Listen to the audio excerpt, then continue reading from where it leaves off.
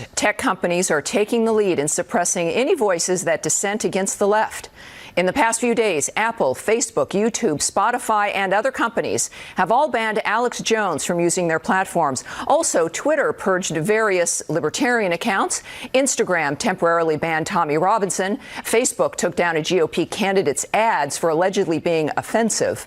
And Democratic Senator Chris Murphy says mass censorship is needed to ensure, quote, the survival of the democracy, end quote. I guess he doesn't realize the irony there. Who's next? Well, on MSNBC, some say Twitter should ban the president. Trump has insulted someone via Twitter at least 487 times. Is there a point in which Twitter says this is a violation of our ethics, we're going to shut you down? I think there probably is a Rubicon he could cross, but he hasn't crossed it yet, for Twitter at least. Well, let's have this conversation now. Nigel Farage once led the UK Independent Party and spearheaded the Brexit campaign. He joins us now. Nigel, thanks for coming up with us. Thank you. Look, obviously, here's the issue. This is nothing new, right? We've seen this happening for quite some time. Even Diamond and Silk is a very good example on Facebook. But you've got an op-ed in USA Today, and you've got a very interesting idea about perhaps how we can start to approach this kind of banning and this assault on conservative ideas on social media. What do you have to say? Yeah, I mean, look, Mark Zuckerberg has always claimed that Facebook was a platform for all ideas. Fine. In doing that, he says, I'm not a publisher. I'm just a means of people putting out their messages. Whatever you think of Alex Jones and InfoWars, and, you may say, hey, this guy's a bit out there. The point is, he's got a big following. He has an opinion. And if you believe in free speech, if you believe in your First Amendment rights, people should be allowed to do this. I would say that by banning Jones, by shadow banning many others, Facebook and others are now effectively becoming a publisher, and that means, because they're taking editorial decisions, they should be open to being sued as other media organizations are. Now, I would argue, because, look, we're all looking at how to find some balance here, because we do clearly see it's unfair. We see ranging from congressmen being shadow banned to celebrities who have the wrong opinions, might be somewhat conservative, that we're trying to find a framework, especially with mainstream media being 85% liberal. And we see that push. But we're the content in social media, which gives us an edge. But let me suggest, though, that some of the argument by Twitter and what they're doing is they're saying that these comments violate their standards.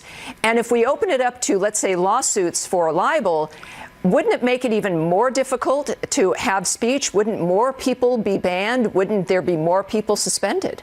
No, because if you're a platform for all ideas, you are not a publisher. That is the point. And what Zuckerberg and the other tech giants are trying to do is they're now trying to have it both ways. On the one hand, they claim, we're not publishers, we're not open to libel because we let everybody give their opinion. But on the other, they now, in a very sinister way, are starting to ban and shadow ban people. I mean, take, for example, on Facebook, PragerU, an organisation that I've spoken for. I've been to their events. These are not. They do great work. They do amazing work. Yeah. I mean, their videos have been seen by tens of millions of people. They now, on Facebook, have 88 of their videos that are now very much put to the back of the list. They're very hard to access, including ones on Christianity, for goodness sake. Yeah. So we've gone way beyond the bounds. What is needed now is a Bill of Rights for people using the internet.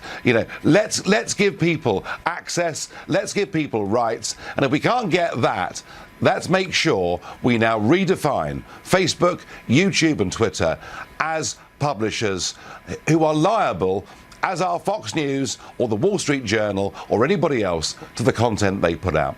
Yeah, look, again, we've got to find a way to push back. And one of the strengths we have here is that we are the content, right? And there's a sense also that we're willing to put up with anything because our lives now, Nigel, are so intertwined, right? With Twitter, with Facebook, social media in general. Yeah. It is the new modern way to communicate. And my concern, of course, is that if we don't want them to go go away. And yet, ironically, they're private public companies. They're not a government. They can do as they please. But I think the power is, as an example, this conversation, our being able to have a point of view and make sure everybody knows exactly what's going on. Because since we are the content, we can at least push back and make a difference there. Nigel, thank you so much for joining me tonight. I appreciate it. Great job.